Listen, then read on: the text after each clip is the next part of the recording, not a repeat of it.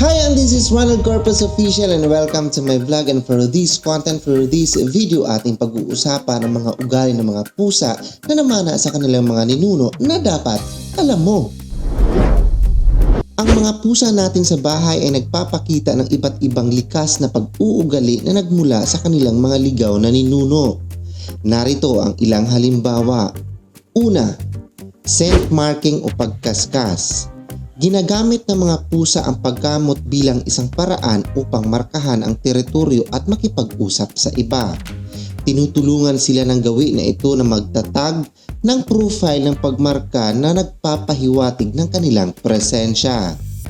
Pangalawa, prey play. Maging ang mga pinapakain nating pusa sa bahay ay makikisali sa paglalaro na ginagaya ang mga gawi sa pangangaso tulad ng pag-stalk at pagtapon sa mga laruan. Tinutulungan sila ng dulang ito na maisasanay ang kanilang mga kasanayan sa pangangaso. Pangatlo, chilling. Ang mga pusa ay may mga glandula ng pabango na matatagpuan sa kanilang pisngi at madalas nilang kuskusin ang kanilang mga muka sa mga bagay, kabilang ang mga tao, upang markahan ang mga ito ng kanilang pabango. Ang pag-uugali na ito ay isang anyo ng pagbubuklod at pagmamarka ng teritoryo. At ang panghuli o ang pang-apat ay ang urine marking o pagmamarka ng ihi.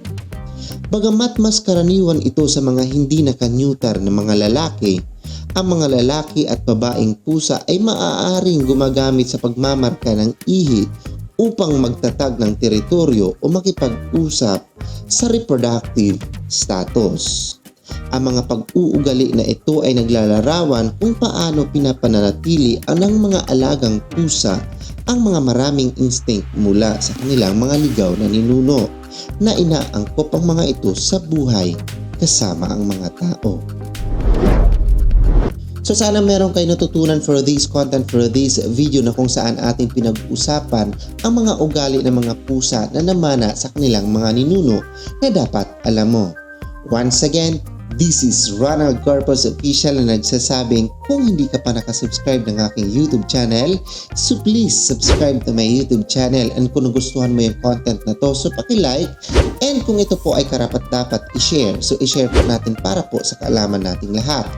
And mag-leave po kayo ng comment, any suggestion, opinion for the next vlog or additional information about this content na kung saan pinag-usapan natin ang mga ugali ng mga pusa na namana sa kanilang mga ninuno na dapat alam mo. So don't hesitate to leave a comment. And pinaka-importante mga ka-official is huwag niyong kalimutang i-click ang aking notification bell para updated kayo sa lahat ng video na gagawin ko dito sa YouTube.